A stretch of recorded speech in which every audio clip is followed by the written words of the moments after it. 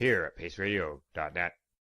The views expressed by the individuals during this broadcast are their own opinions, and they may not be the same as those of their group or other organizations they may be involved with.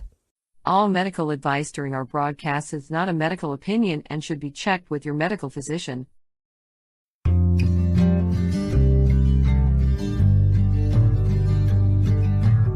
I want to talk about news, don't want the drama.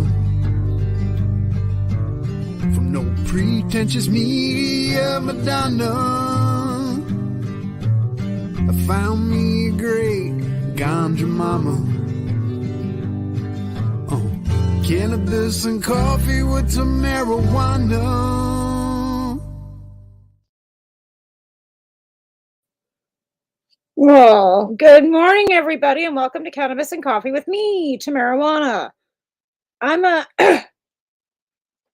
having some issues this morning because half my background's not here. Yeah. So I don't know what's going on in the background with the production of my stuff, but apparently it's missing. And I'm just asking now, like, what the heck's going on here? Because I don't see my banners. I don't see my backgrounds. There we go. I guess it's been moved. And anyways, we're back to it. Okay, good. All right, we're good. All right. So this morning, I'd like to say good morning, of course, again. I guess we're going to talk about legalization. I don't have a guest today.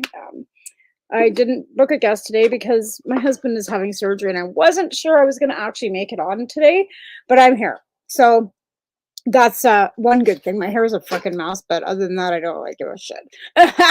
As usual, you know, I don't really care what I look like most times. I probably should because, you know, we're on all kinds of different platforms and, you know, but I go on TikTok looking like this too because I'm not here to impress by my looks. Like, I'm here to talk about education, cannabis education, and legalization and all the things that go hand in hand with that. I don't give a shit what I look like. You know, like what I look like. But anyways, so Al and I have been going over and reviewing the new reforms that are coming forward from the Cannabis Act. They did a review or a consultation review on that after 5 years, and they're going to probably keep doing that every 5 years. That being said, we've been kind of going through it page by page because there's a lot to go through. There's a lot of meat there. But overall has come out of what we've gone through so far. And I'm not going to repeat on this show what we're doing on the Pace Radio show because we're probably going to continue reviewing it this Wednesday. So I don't want to add that to this show, but I would like to go over what we've gone over so far, which is some of the benefits. And I know a lot of you are about it, and I know that you don't like the big license productions and the big money that goes along with it. I don't either. I don't like the fact that it costs millions of dollars to get into the industry. But I guess if you're brewing beer or you're brewing anything like that too, it costs millions of dollars to get into that industry. So, you know, we shouldn't have been shocked that that's what was happening, right? We shouldn't have been shocked by that. But I kind of was, because I kind of thought that the microcrafting here, I'm going to move myself in a little bit so I'm a little more comfortable. The microcrafting would not be as expensive, not as big as an investment. But when you come down to it, when you're building a new facility for whatever size of growing that you're doing, it takes money. In fact, to the point now that the government is looking at taking away the 4 access to designated growing. They want to take it back down to 1 because of diversion. Now, I'm calling bullshit on that because I know a lot of designated growers that just closed up shop. Most of them are doing it so that they could divert into the other dispensaries, which would make it so that that person they were growing for, their medication was free. They weren't charging their patients for their licensing medication prescription per day. Some were doing it for $1 a gram, which is pretty reasonable as well. But I also know several people who got ripped off. I know several people that had their whole grows ripped off, including me, handing my license to a woman that lived on Vancouver Island that then took all my fucking medicine and sold it in caps to another fucking entity. And she'll call bullshit and she'll say, oh, your license wasn't legal. It wasn't, we had renewals done. And then she still lied and said that we didn't do any of the stuff that we were supposed to do. And let's be fair, she might have sent me some things. I'm not going to say she didn't send me anything, but she did not send me anything from that grow. She sent me stuff prior to that was supposed to hold me over till and then take back what she, to kind of balance it out. But what my licensing was for, mine and my husband's licensing for, is 200 plants. Okay? That's 15 grams a day for me and 20 grams a day for him. That's 35 grams a day. That's an ounce and a half a day. We never saw any of that. We might have, I think we saw 1 pound, and then she expected payment for it. So I thought after that, I'm never doing that again. So, but we did. We then handed it over to another guy for a production site so he could grow and blah, blah, blah. I got fucked out of that too.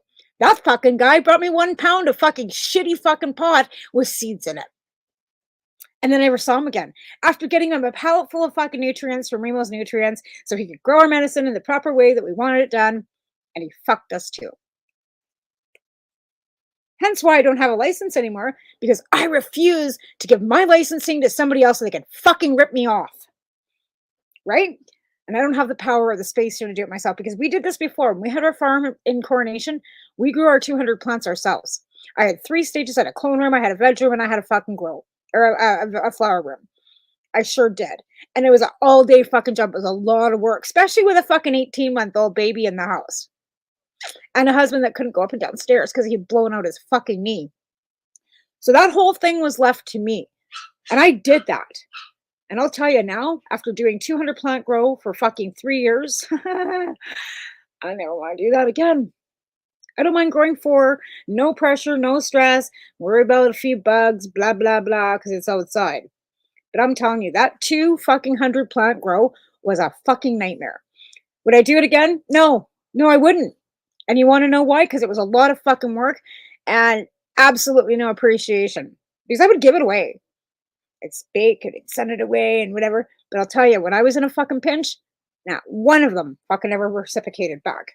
So this community is great in some aspects. I have some really great people in this community. And then we have some real fuck people in this universe, in this fucking community that fucking rip patients off on a regular. In fact, I heard from another one a couple days ago on TikTok. He'd been missing off Facebook for a really long time. He was pretty involved in the community back 10 years ago when I was involved. Then I found out he'd been ripped off twice by somebody that we held pretty high authority for in our community. Now has since passed on. But that guy who passed on ripped this other patient off twice. So here we are thinking, oh, cannabis people are so great. Some of them really are, and some of them really suck. Just saying. Oh, and I think the one that ripped me off is out in Nova Scotia somewhere, trying to peddle her bullshit out there too. And she's also an anti-everything. So this one's for you, bitch. Not kidding. Not kidding.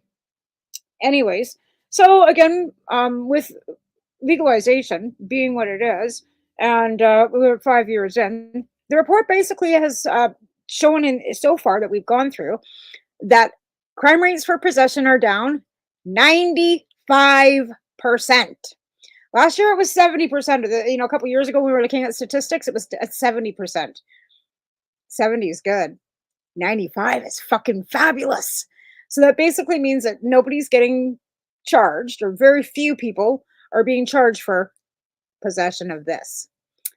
And I got 2 possession charges, and I'll tell you, both of them are for under 7 grams of cannabis.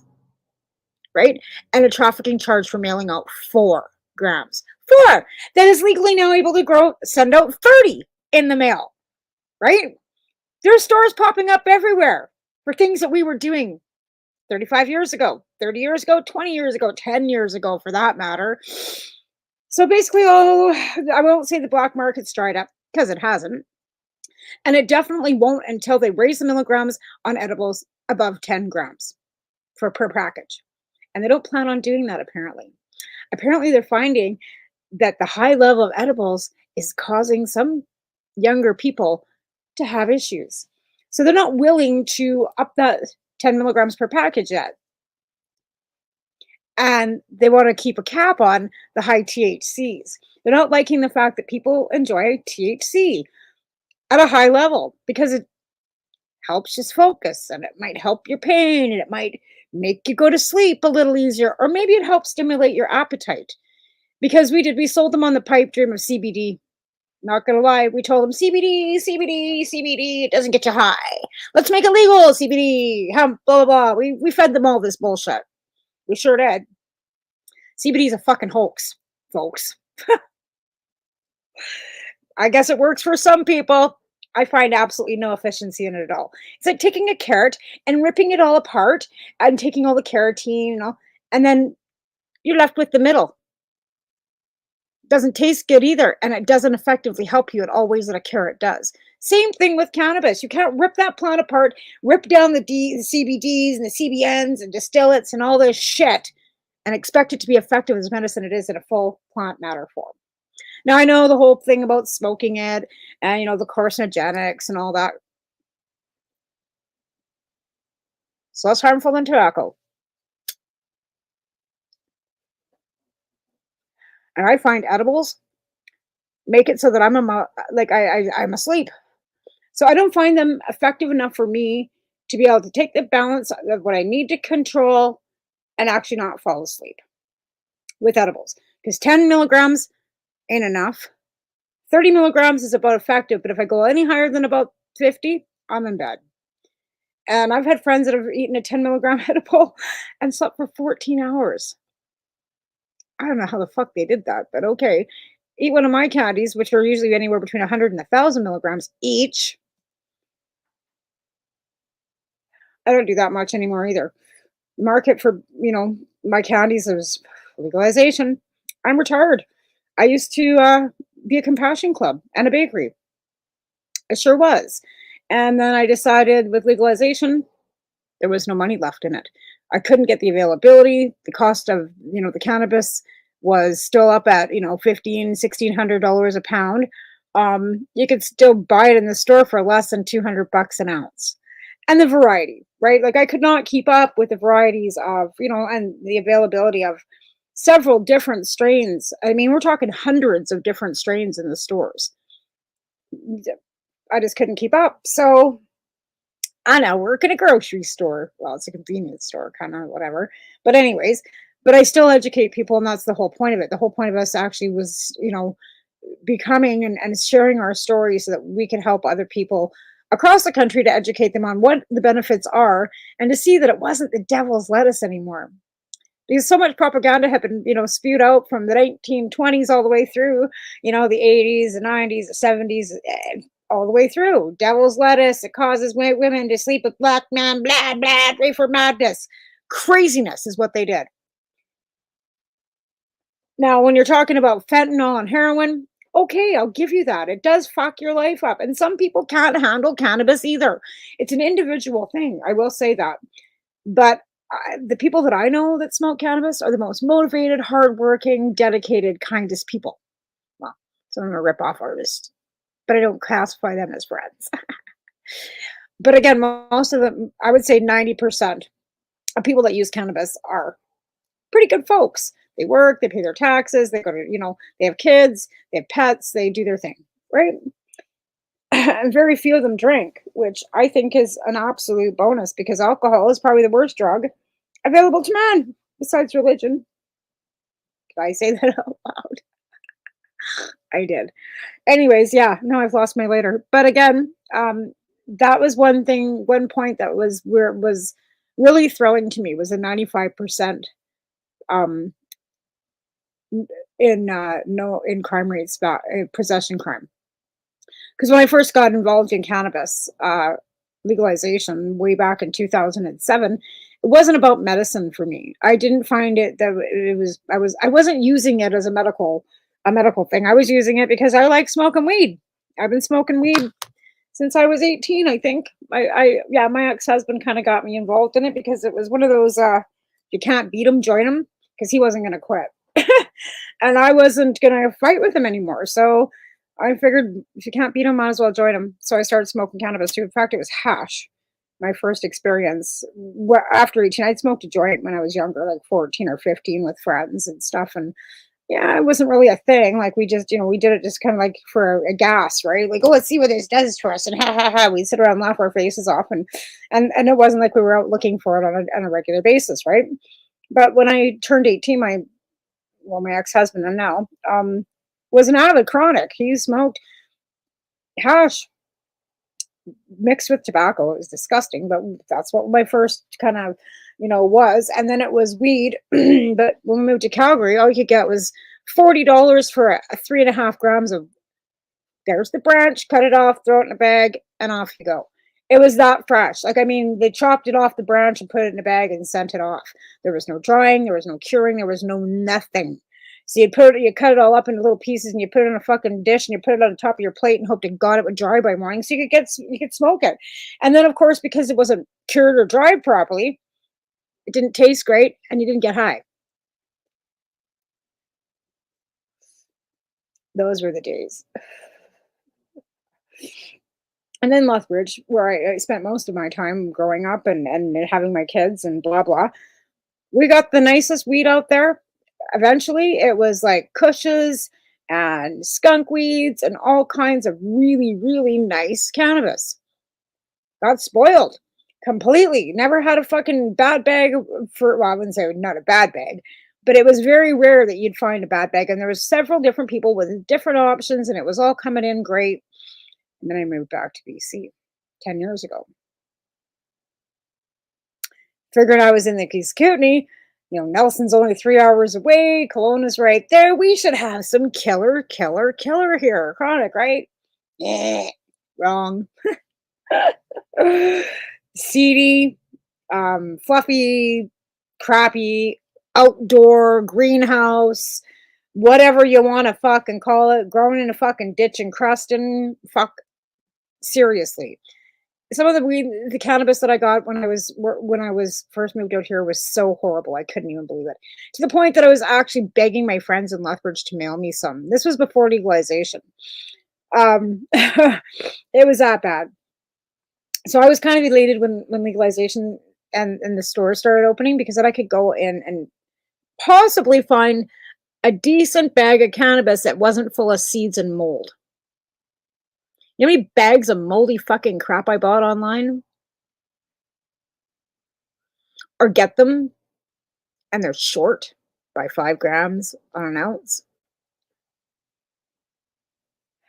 After you sent your money away to some place out in, the coast to order your cannabis from, and you get it and it's crap. Because you can't see that either. You go on a website and the pictures are all looking great, but you ain't smelling it and you ain't looking at it and it ain't really in front of you. So I've been ripped off so many fucking times. It's a wonder that I even do this anymore. How many times I've been ripped off by some dealer that has said he had the chronic that was crap. And the mold. That was one thing that really would get me. And it would taste like dirty basement. And I would go, oh, it's organic. Yeah, we grew it in worm caskets. It's fucking moldy, you dolt. But of course, when you're dealing with some unsavory people, you don't complain, right? Just saying. Because some of the people that I used to deal with, pretty unsavory. And that's a hard pill to swallow now, because another thing was really hard is realizing that the only reason why anybody ever came to visit or see you is because you were selling weed. All my friends that I thought were my friends, as soon as I retired and quit selling cannabis, nobody called, wrote, or bothered. Not kidding. Well, I wouldn't say not everybody, because I do have a couple friends that do actually like me. Why, I don't know, but they do. But yeah, again, just dried up like a fucking popcorn fart. Just gone. Nobody called, wrote, or bothered. My bank account went from being like this to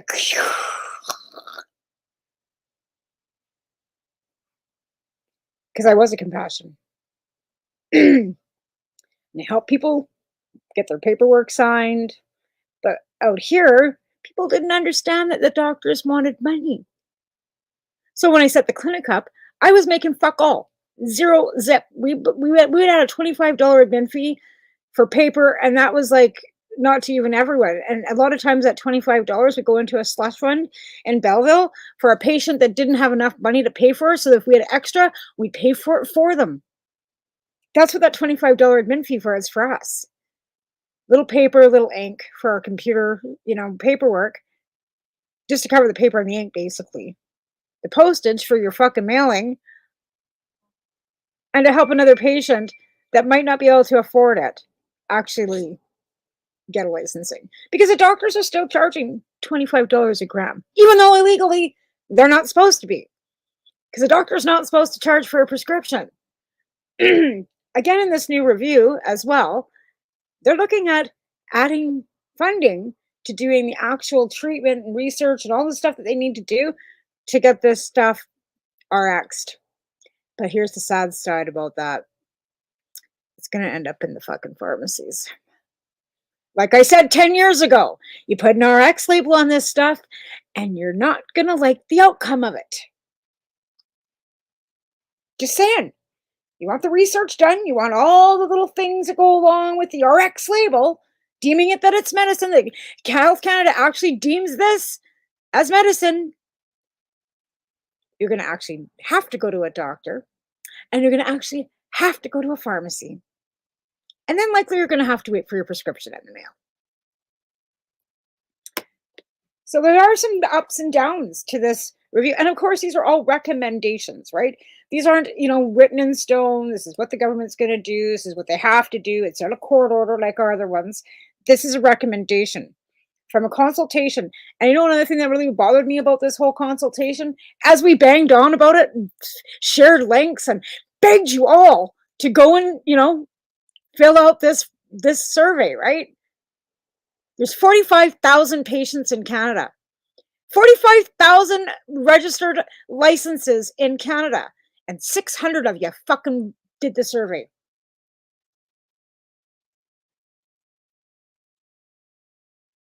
Pardon? Y'all want this done so bad, and y'all want your rights, and y'all want this, and y'all want that, but you can't even fill out a fucking survey.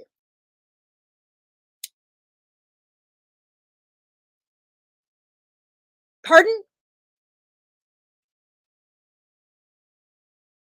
And that's where I'm at with it.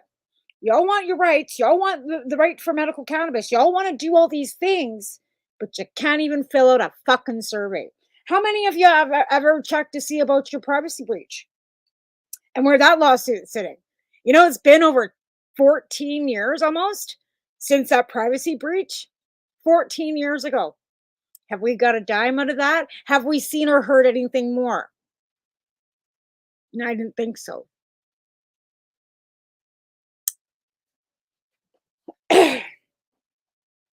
So again, you have to ask yourself, why are we doing this? We got cannabis legalization, we got access, we got all these things, but you can't even help your fucking selves. Can't even fill out a survey to put any effort forward to actually make things better, right? You're probably standing on the side of the highway right now, fucking honking your horn about carbon tax. Again, another thing that I've, brought up 100,000 times. Where's the cannabis tax money going? Well, we find out that it's going to law reform, or law enforcement, not even law reform, law enforcement to enforce, the illegal dispensaries, and to go to cannabis recovery for addiction. There's not even enough recovery and addiction places for fucking people with real addiction. I don't see them building recovery houses and recovery treatment centers with the cannabis taxation. It's not happening because we're screaming for it in British Columbia. We're screaming for it across the country that we do not have enough treatment programs for the people that have addiction disease. And it's a disease, right? We don't have that. But the provinces are raking in 75% of that cannabis taxation. And if you're in British Columbia, the PST is going to you too. So the taxation that is charged to the grower, the taxation that goes on the excise taxes and duty, and then the PST and GST. Oh, and a 20% vape tax in British Columbia. So 27% is going to the British Columbia government. Okay, there, Mike Farnsworth. Where's the fucking money?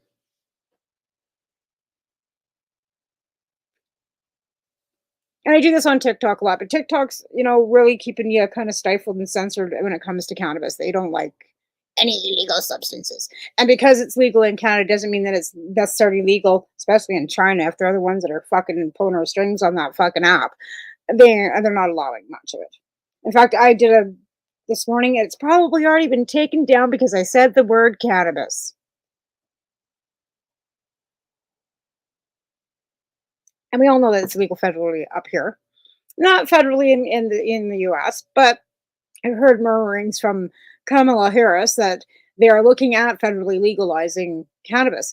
But right now I think abortion's more on the plate than cannabis, to be fair. I mean, cannabis is important, and a lot of states have it for medical.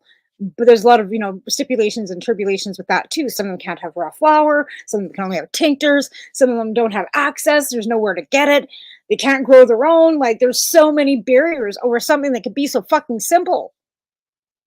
Simple. In fact, Germany just legalized it over there, and I think they've made it a little more simple than anybody else, right?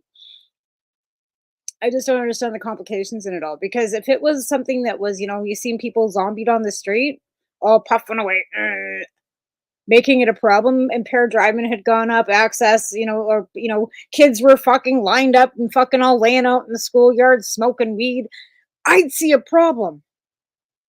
That's not happened, and it's not going to happen.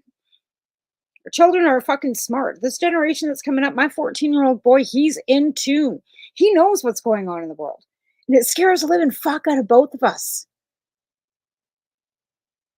It's probably one of the regrets I have right now is that I had a baby at 40. If I would have known at 40 what is going on now, if I would have known that, I would have not had that kid. I would not have. Poor kid. Even my older ones that are in their 30s that aren't having babies because they don't want to subject children to this shit show. That's a fucking hard pill to swallow, that I will never be a grandma. Well, technically I am. My husband has 3 grandchildren that we've never seen, but yeah, it's a hard pill to swallow that our world is so shitty that our kids don't want to have kids. Right? Yeah, that's pretty fucking bad. That's how I feel. Okay, well, I guess it's that time to thank our lovely sponsors, who I really love, and I hope that you guys are watching today. Pierre and Margaret, if you're out there. And they have a beautiful hydroponic store in Kingston, Ontario.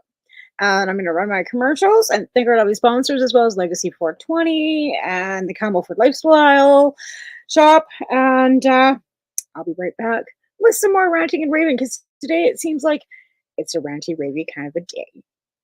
Right back. You're listening to the Pace Radio Network here at paceradio.net. Campbellford Lifestyle Shop, open Monday to Friday from 10 till 7 p.m. or by chance. Check out our flags, our t-shirts, plus our hats, and look of that supply of rolling papers, plus much more. We've got bongs and your favorite herbal vaporizers. Look at all the incense we have, as well as for those who collect knives, check out these knives in our collection. And while you're here, stop in to see Shay at the piercing room, where you can get poked by Shay. Daily deals, check them out. Campbellford Lifestyle Shop, 17 Bridge Street West, Campbellford, Ontario. When you have a pain that's reached its peak, Legacy for 20, it's so unique. If organic cannabis is what you seek, here's your trusted partner 7 days a week. Suppository salves, vapes and drops, topicals, edibles, infused pop. Just when life seems like it ain't easy, at Legacy 420, enjoy a pop freezy. Lab tested products, make them the GOAT. Legacy 420 out on your road. Legacy 420 in Tyendinaga Mohawk territory. Indigenous organic cannabis at its finest. What do you find at paceradio.net? People advocating cannabis education. Limestone City Hydroponics is Kingston, Ontario's hydroponics shop. Take your growing to the next level and create the optimal environment with a tent kit, or maximize your yield with an ebb and flow flood table kit. Either way, Limestone City Hydroponics has more sizes and options to fit your needs. Are you looking for the power of the sun that adapts to your budget? Then look no further, as they have professional grow lighting. They have indoor grow systems that are easy and cost effective, with many options to fit your living space and lifestyle. Cultivate your growing potential. We have everything you need to succeed. And if you can't make it to the store, they offer local delivery to the greater Kingston area. Remember, when you're looking for experts to help you grow, then look no further than the locally owned Limestone City Hydroponics, 105 Sunderland Drive in Kingston, Ontario. Call them at 613-548-0420. You're listening to the Pace Radio Network here at paceradio.net. And I'm back. Yeah, Limestone has got some really cool things. I've been kind of scoping their website. See, I'm in British Columbia, right? But they're out in Kingston, Ontario. But they got Al growing microgreens, and that's another thing, because we had Cheryl on the show a couple weeks ago, or a week ago, I guess now, talking about cannabis microgreens, right? So again, it was Haley's birthday last week. She turned 31. The milestones. She was out in public. She was singing karaoke. There was a time when that kid couldn't get on a bus. I mean, she's not a kid anymore. She's a beautiful young woman. But she couldn't get on a bus without her eyes being covered and headphones on. The rain hitting the tin roof would put her into a seizure. This diet and Cheryl and the microgreens, like, she's just doing so amazing, and that just makes me feel so. Just watching her grow up, it's been amazing. And there's a few other. Liam just turned 16 as well. Another, child that uses cannabis because it helps, right? Sophie is, using as well, using cannabis CBDs for her, Nick and Kaylee Jones out in Nova Scotia with Sophie. And they're always looking for help too, for donations, all of them. Well, not so much the McKnights, they're pretty well, I think, okay. But when it comes to the Joneses, they're always in need of help. They're a one income family because somebody has to take care of the kids at home. So it goes back and forth where, only one parent can work. And that makes it pretty difficult for them to, make ends meet and pay for her meds. And she is getting them legally through one of the licensed producers. But again, they're licensed producers. They don't really, at first, when they were going to be under the MMPR, okay, let's be truthful here. At one point, when this whole shit show got started, thanks to Stephen Harper's government wanting to take away our fucking rights to grow our own medicine, and the MMPR came into effect, the licensed producers were actually, we kind of thought maybe they'd do some research for medical benefits, and they, there was compassion. There might have been a route for compassionate pricing. But after legalization happened, after all that, we won the right to grow back after the Allard case and the Allard ruling. They had to do something with these production sites because people could now grow. And there were still people that were going to be able to and want to use these licensed production sites. But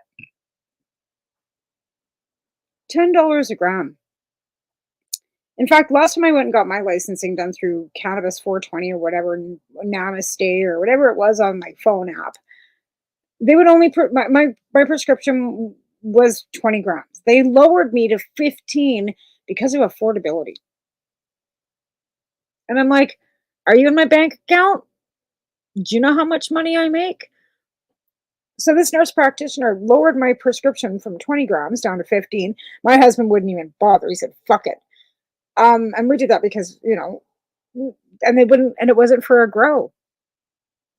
This was specifically to just be able to get it.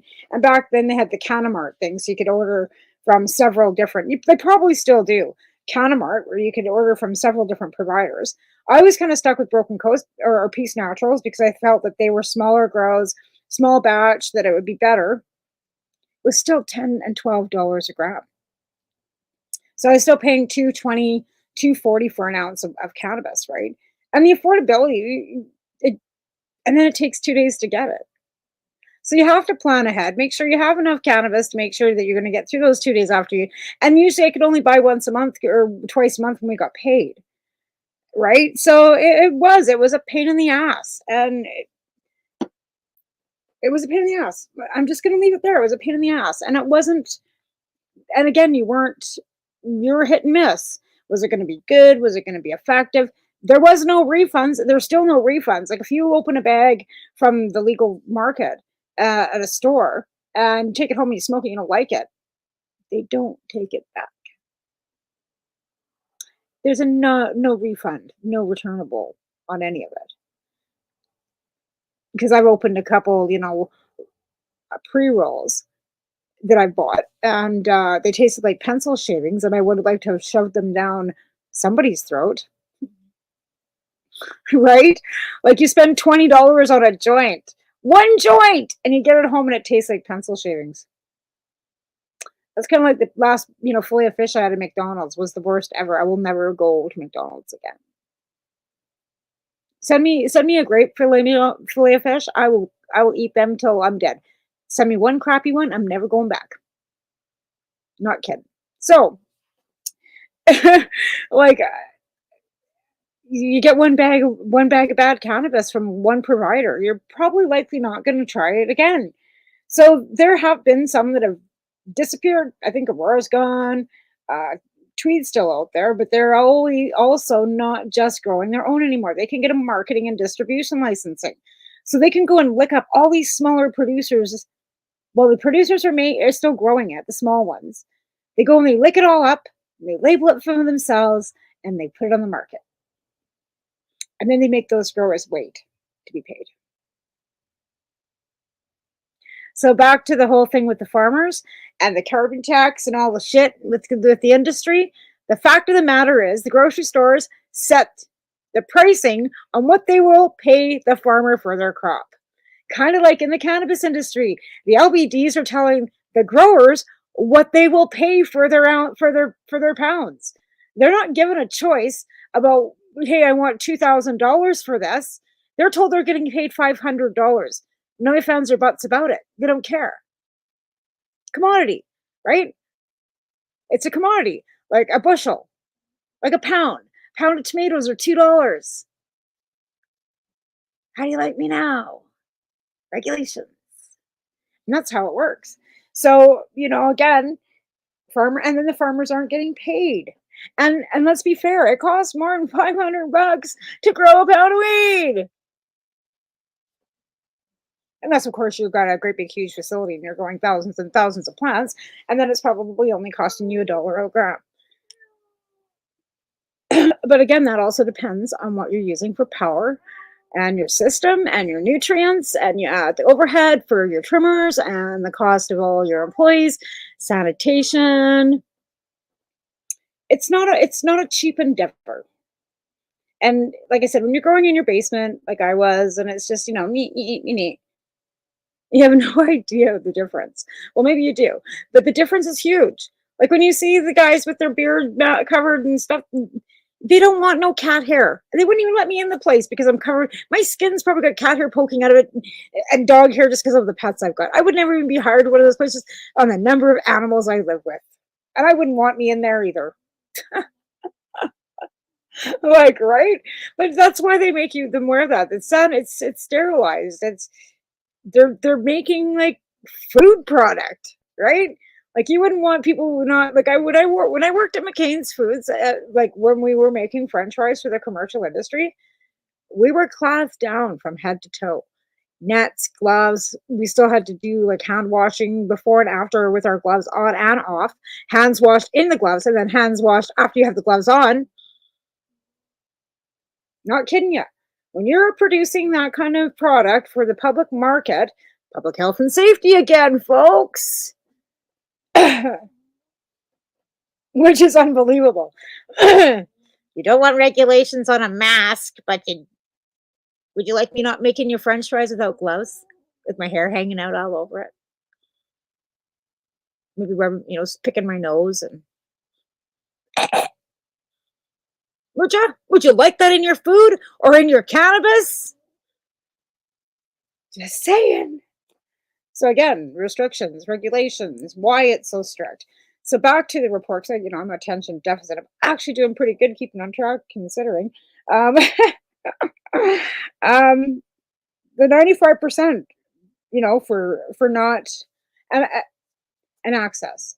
Again, there are still places that have opted out of legalization and having stores in their municipalities. Okay. But any municipality like mine, population 20,000, I believe we have 10 stores, 10 or 12 stores. I'd have to go back and count. But there's lots. Like there's one pretty much, I think one actually shut down. I was told not too long ago that the cabin had closed its doors looking either for a new location or they couldn't keep staff. And it's really tough because, I'm sorry, but you're paying minimum wage.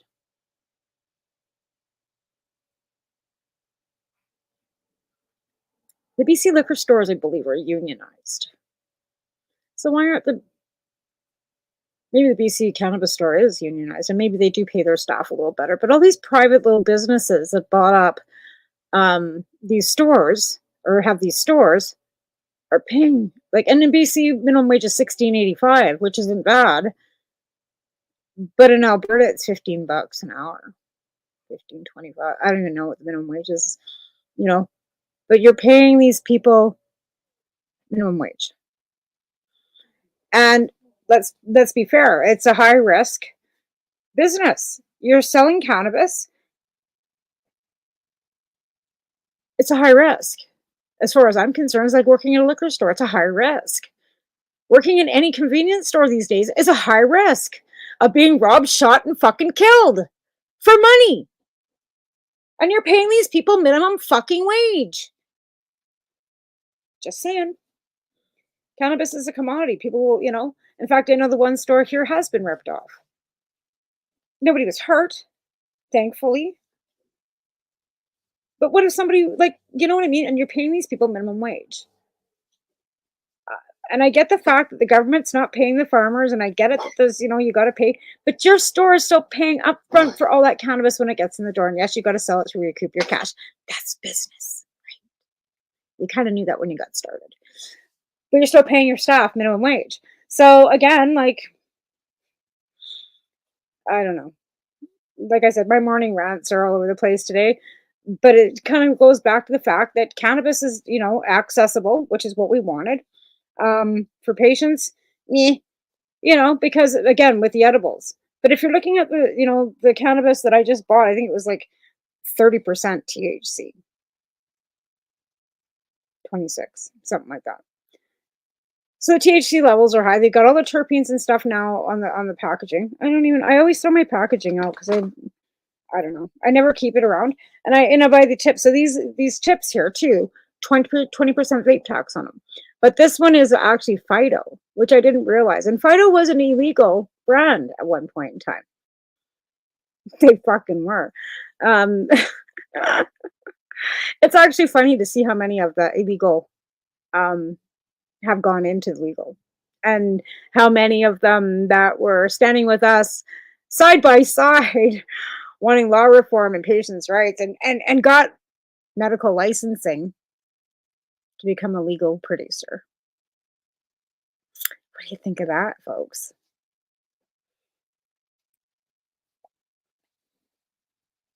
It's all good when you got a rich daddy.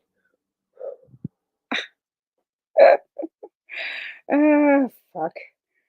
Like I said, it's corrupt. Corruption up to your fucking eyeballs. In every system, no matter what one it is. Because the people that go to get it started are walked right over top of for the fucking almighty dollar. people that use cannabis as medicine. There are some of them out there that are living on disability. They got ripped off by their designated grower that's now a licensed producer. Oops, did I say that out loud too? I sure did. So you rip patients off to get where you are, and now you're making billions of dollars. Oh, you're not. Oh. Again, careful for who and what you wish for. Just saying.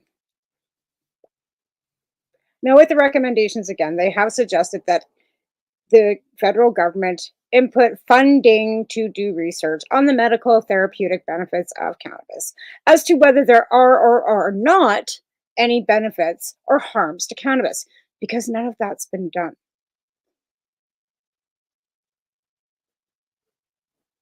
They test for THC levels. They test for CBD levels. They test whatever for, to give you the terpene percentages. Other than that, they are not doing any other testing, any other research. Now, there is research being done by universities, but that's not government. And we had a doctor on the page show the other night that's doing a survey and doing a study at the Conley University in Ontario.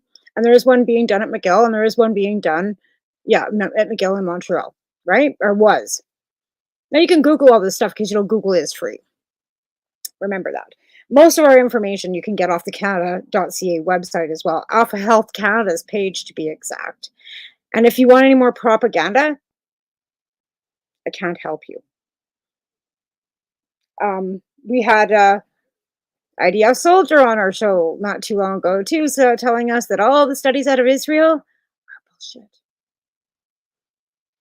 It might have been one guy that might have written one paper, and you take it all as gospel. And we cited all that fucking shit.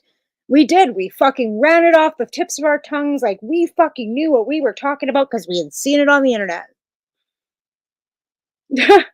But not one of us ever fucking got in touch with anybody over there to find out if it was actual truth. Now, Dr. Ethan Russo, I will give all the fucking credit to, and Dr. Paul Hornsby, rest in peace, because they walk the walk. And any information that they would give you would be absolutely the way it is. Because Dr. Paul Hornsby was an amazing man. I've met Dr. Paul Hornsby on several occasions. I can actually speak from personal experience with him. He was amazing. I've never met Dr. Ethan Russo. He's an American, and I can't cross the border. Anyway, so that's that. But these are two probably most accredited cannabis doctors. And of course, Dr. Yan as well, but he's since as well passed away. We've lost a lot of people since I started this plight in 2007. Like, how many years is that? 20 something? I don't know. Seems like I've been doing this for a really long time. And I get tired and I don't want to do it anymore. And then I look at the fucking statistics and I look at the things and go, I can't stop. My husband tells me not to watch the news and I can't stop. I don't know. Anyways, British Columbia is having an election. And I'd like to make cannabis also forefront. I got a survey from the NDP yesterday in my inbox asking me what I'd like to see, and I said, where's the cannabis tax? And asked for some information on that. Like, what are you doing with the cannabis tax? Why is it going to law enforcement? Why don't you use the cannabis tax for your climate proposals or healthcare? Because we're all screwed. We don't have enough doctors, right? Nobody's got doctors. Nobody's got any healthcare. Our schools are falling apart. Cranbrook needs a new high school so bad. My mother graduated from it in 1964. And it's the same one. This one. It was built in 1929. Yeah. So those are the questions. And why is not cannabis funding going to building new schools and new infrastructure? And why should our hospital not have cancer treatments available here in a region that can, basically covers 100,000 people? They have to go to Kelowna. So why is the cannabis taxation going? And like I said, it's going into treatment and recovery. Why don't we have 6 new treatment centers built? right? If the cannabis money is going into cannabis addiction and recovery, then why don't we have new treatment centers built? For anything, for any of them. I don't care what your addiction you've got. If the money's supposed to be going to, these things, where is it? So again, we have an election in British Columbia. We have like several parties, the United BC, fuck NDP, the Conservatives are rearing their ugly head. Oh, fuck. Like cracks the tax, another one. We've got one already. Now we get two. Two parties in this fucking province.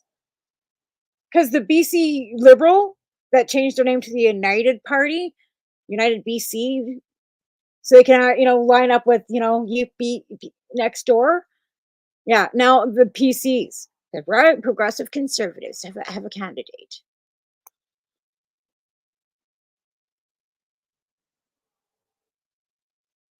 Like, seriously. Like, fucking seriously. And you guys are all worried about acts and taxes, and I want to know where the fucking tax money that you're getting from me already is going. Why don't you ask them that? Because at least with carbon tax, you're getting a fucking rebate. I ain't getting no fucking rebate for a 20% vape tax. It's going to law enforcement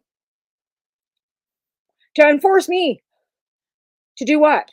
When they got statistics that say that possession charges and law crime rates for cannabis are down 95%. But you need the cannabis taxation to be going to law enforcement. What? On that note, I've got about 8 minutes left of the show.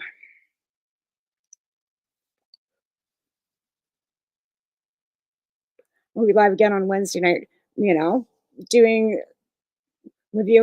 I think, the Cannabis Act again. Review.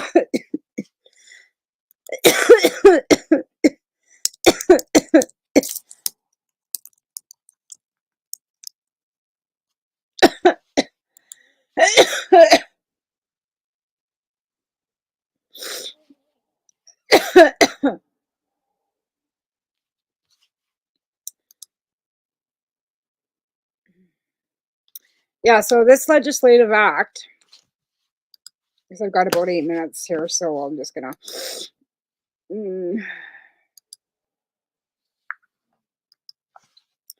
bring up the website so you can go and look at it yourselves, right? So it's under the Government of Canada, on the Government of Canada website, right? And this is what you're looking for. If you want to go through and read this is what you need to read. Like I said, Al and I have been going over it, so I'm not going to go over anything because we're doing that on the Pay Show. But again, if you want to go and read it yourselves, this is where it is. It's on the Government of Canada website. You can actually Google Cannabis Review, and it comes right. It'll take you right to it. Because like I said, Google's free. Remember that, folks. And it's got all kinds of different insight. But again, I just want to, so it's got, like you can see, First Nations, Inuit, Chapter 8, Home Cultivations, Economic, Social, Environment. And it's got 13 chapters. And we're, I think, at number 2 or 3. I can't remember where Al and I are at right now. But the message from the panel, this was when they were appointed by the Ministry of Health and Mental Health and Addiction to do an independent expert panel to conduct legislative review of the Cannabis Act. So this is an independent review, okay, being done by an independent body. So this is one of the consultations that you'll hear about that probably cost billions of dollars for an independent fucking consultation to be done by the federal government. Fuck. And I'm sure we'll hear about that next. Anyways,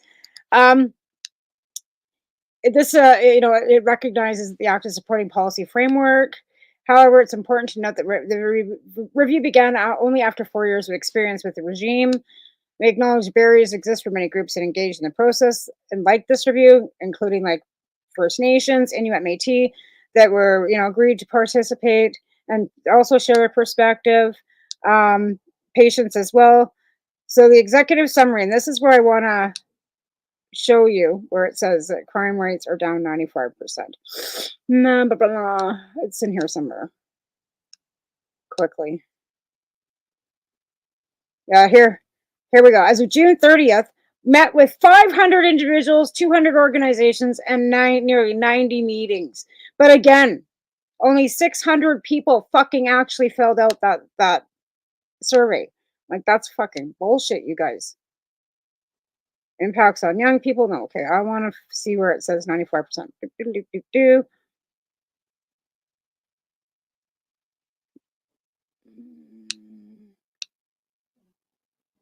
I got 4 minutes to find this. Home cultivation. No. Criminal activity here. Many public stakeholders concerned about conductive involvement in organized crime, blah, blah, blah. There is mixed views on legal industry progress and displacing the illegal market, with some claiming legal industry is competitive with the illicit market and others arguing the structural barriers exist that make it difficult for the legal industry to compete, and therefore many allow illicit markets. That's because they will not raise the level of the THC above 10 milligrams for edibles. Drug impairment is still a major concern, but it shouldn't be because I don't hear a lot about it. I don't think I've read this yet. Maybe I'll just go back. Again, we're reviewing this on Wednesday nights. We've been doing that for the last 2 shows. Actually, last week we took a hiatus. Neither one of us were feeling great. And I got Petal's Ashes back last Wednesday. So I think that's all it seemed that I was, Anyway, I got Petal home. And on that note, we didn't have a show last week. And I didn't have a show last week. God, like I said, time just flies by and I never know what day it is half the time. But yeah, Wednesday we'll probably still be reviewing this, and we'll finish it up, in the next couple shows and get through it because there's a lot of meat here. Anyways, I thank you all for watching and following me and listening to my rant today, because I was pretty ranty today. I think, the stress levels. I don't have my watch on. It usually tells me you're stressed. But again, thanks for joining me. Hopefully next week I can con somebody into coming on. It's really hard to find guests. People are either in legalization and they're not allowed to advertise or talk about what they're doing, or they're in the illicit market and don't want to put their face out there, which I don't blame them. And or patients that are working because they can because of cannabis, or living their life because they can because of cannabis. Again, there's so many benefits to cannabis, even if it just makes you feel good, right? At least you're not taking Valium. And, for you that have to take pharmaceuticals too, like myself, I'm not going to sit here and bash anybody who has to take pharmaceuticals, because sometimes there's just not enough cannabis to help, and or strain, or the combination of what that can suppress the immune system as much as mine needs to be suppressed. So unfortunately, some of us do have to take pharmaceuticals as well, but benefits that go along with that, and the use of my therapeutic, which helps my nausea. Anyways, y'all have a good day. I will see you again next Monday, same time, same place. And I'll also see you Wednesday night with Al on the Pace Radio show. And thanks to all our sponsors. We really appreciate all of it. So y'all have a good week. We'll see you next week.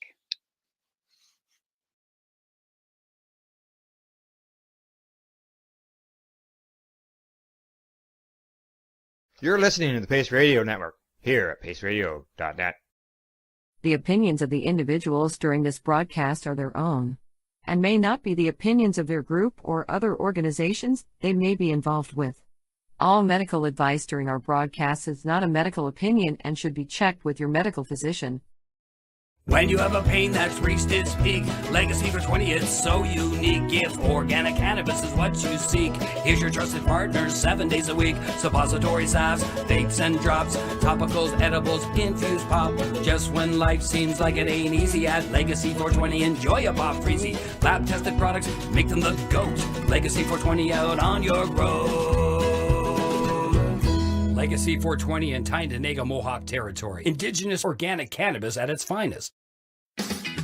Enjoy the buzz of legalization with Campbellford Lifestyle Shop. From lights to plant nutrients, books, consumption accessories, and more, we've got all your basics to grow or consume cannabis. Visit our info center or take a look at our piercing services and body jewelry, now available in-store through Campbellford Lifestyle Shop, 17 Bridge Street West, Campbellford. Limestone City Hydroponics is Kingston, Ontario's hydroponics shop. Take your growing to the next level and create the optimal environment with a tent kit, or maximize your yield with an ebb and flow flood table kit. Either way, Limestone City Hydroponics has more sizes and options to fit your needs. Are you looking for the power of the sun that adapts to your budget? Then look no further, as they have professional grow lighting. They have indoor grow systems that are easy and cost effective, with many options to fit your living space and lifestyle. Cultivate your growing potential. We have everything you need to succeed. And if you can't make it to the store, they offer local delivery to the greater Kingston area. Remember, when you're looking for experts to help you grow, then look no further than the locally owned Limestone City Hydroponics, 105 Sunderland Drive in Kingston, Ontario. Call them at 613-548-0420. We are people advocating cannabis education here at paceradio.net.